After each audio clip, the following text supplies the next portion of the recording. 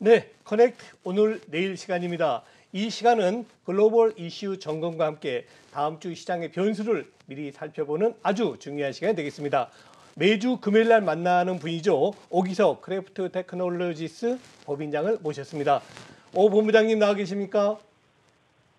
네, 안녕하세요. 크래프트 테크놀로지스의 오기석입니다. 네, 안녕하십니까? 자, 앞으로 좋은 말씀 많이 부탁드리겠습니다. 네, 감사합니다. 네. 자, 오늘 아침에 카불 사태도 그렇고요. 또 오늘 저녁 잭슨홀 미팅 등 굉장히 굵직굵직한 사건이 많습니다. 지금 상황에서 우리 시청자들 어떤 부분에 관전 포인트를 둬야 될까요? 네, 카불 테러로 사실 아침 많이 놀라셨던 분이 많을 거라고 생각하고 있습니다. 근데 다행히 이제 바이든 대통령이 다시 한번 아프간에서 철수한다라는 거는 이제 철수 의지는 재확인을 했고, 또 이번 테러의 배후인 이제 IS에 대한 응징을 또 이야기하면서 불안감이 조금씩은 마무리되어가는 그런 느낌인데요. 현재 시점에서 가장 큰 관전 포인트 하나만 꼽자라고 한다면 역시 잭슨홀 연설이 될 거라고 생각을 하는데, 제 개인적인 생각으로는 소문난 잔치에 먹을 게 없다라는 생각이 조금 떠오르긴 합니다.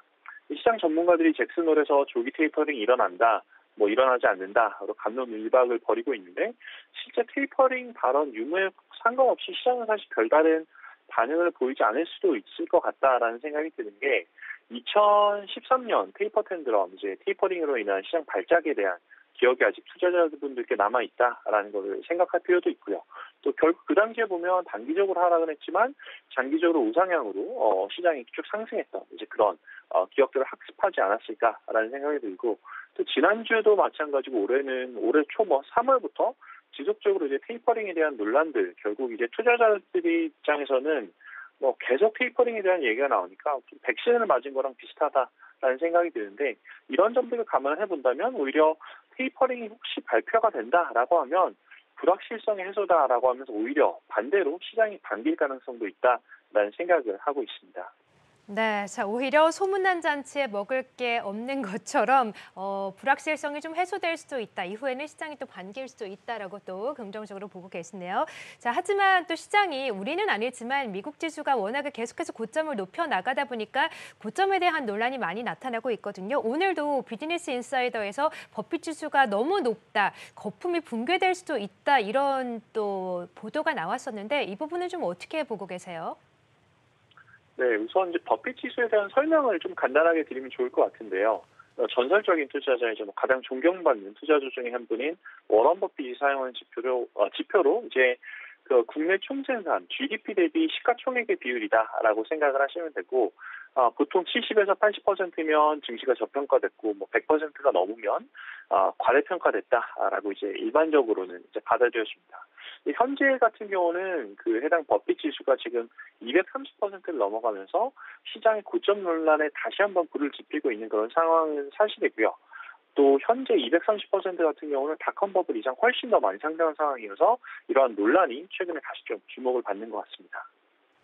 네, 최근 미국 시장은 정말 매일 거의 연일 사상 최고점을 경신하고 있습니다. 근데 방금 본부장님 말씀대로 버핏 지수를 완전히 무시할 수도 없는 것 같아요. 그러면 버핏 지수를 놓고 본다면 미국 시장 조금 규모 축소해야 됩니까?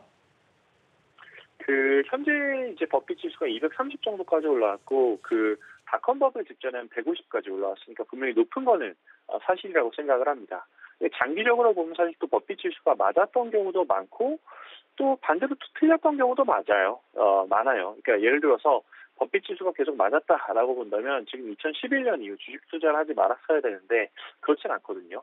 결국 다시 생각해 보면 어디 문제가 있나라는 이제 부분인데, 버핏 지수가 사용하는 이제 그 수식 중에서 분자가 이제 현재 미국 주식에 상장된 시가총액들의 합, 그리고 분모가 이제 미국 GDP 라는 걸 봤을 때 미국 주식들의 대표적인 종목을 생각해 보면 이제 구글, 애플, 아마존, 마이크로소프트 이런 종목들이 과연 미국 안에서만 돈을 벌고 있는가에 대한 사실 질문이 필요하다고 생각을 합니다. 사실 현재 그렇지 않거든요.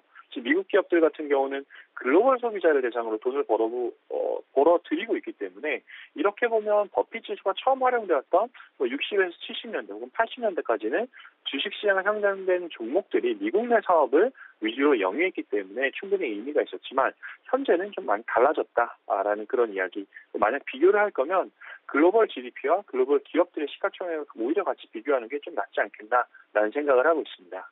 네, 자, 버핏 지수에서 사용되는 수치들이 현실을 좀 정확히 반영하기에는 조금 아쉬움이 있기 때문에 참고만 좀 해보자라는 말씀이신 것 같은데 그렇다 하더라도 워낙에 미국 시장이 고점에 놓여 있다 보니까 많은 투자자분들이 변동성을 좀 염두에 두고 불안해하시거든요. 이 부분 관련해서 투자자분들에게 어떤 한마디 좀 해주실 수 있을까요?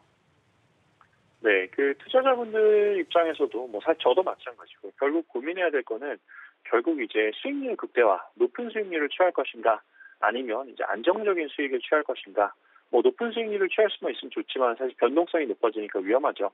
그러니까 투자로 인해서 좀 불안해서 잠이 오지 않는다라는 이런 이제 투자자분들께 해드리고 싶은 말은 그렇다면 잠이 올 수 있는 좀 마음 편한 포트폴리오를 만들어야 되지 않는가라는 생각을 하고 있습니다. 그래서 현재 시점에서는 사실 시장이 많이 올라온 것도 사실이고 좀 불안감이 있는 것도 사실이기 때문에 개별 종목을 통해서 이제 수익을 극대화한다라는 그런 생각보다는 좀 시장의 안정화 과정에서 단기적으로 발생할 수 있는 변동성을 피하는 좀 안정적인 자산 배분 전략이 필요한 시점이 아닌가라는 생각이 들어서 뭐 특정 종목들, 테마 혹은 산업에 집중하는 것보다는 좀 배당이라든지 아니면 자산 배분이라든지 좀 더 안정적인 투자 전략을 조금 더 관심을 가져가는 게 좋지 않을까라는 생각을 하고 있습니다.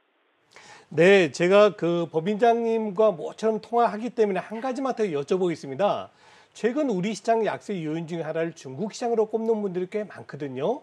일단 최근에 중국 상해 지수라든가 이런 그 CSI 300이라든가 굉장히 답보 상태인데요. 중국 시장 간단히 한번 정리 좀 해주시면 고맙겠습니다. 네, 사실 이제 국내 시장이 과거에는 미국 시장하고 코릴레이션이 상관관계가 높았다라고 하면 최근 들어서는 오히려 중국 시장하고 상관관계가 더 많이 높아졌던 그런 모습도 보였던 게 맞는 것 같아요. 결국 이제 한국과 중국의 경제가 훨씬 더 많이 긴밀해져 있는 그런 상황이기 때문에 아닌가라는 생각이 들고 중국 같은 경우는 이제 미국과는 좀 다르게 올 초부터 사실 이제 조금 중국 경제 피크아웃에 대한 우려들이 좀 나오고 있고 특히 이제 일부 부동산 종목들 같은 경우는 좀 하락세를 조금 이제 버블과 관련한 하락세를 보이고 있어서 단기적으로 좀 안 좋은 모습이긴 한데 개인적으로 생각했을 때 중국 시장 같은 경우는 낙폭이 좀 많이 과대하다라는 생각이 듭니다.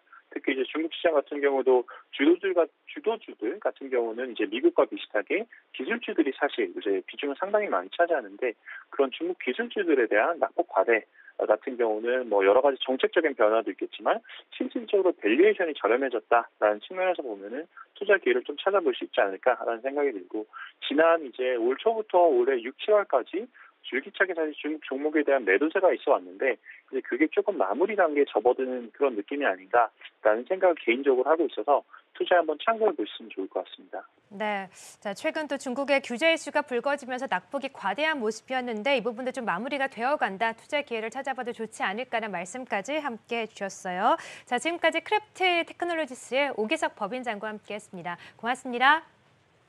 네, 감사합니다.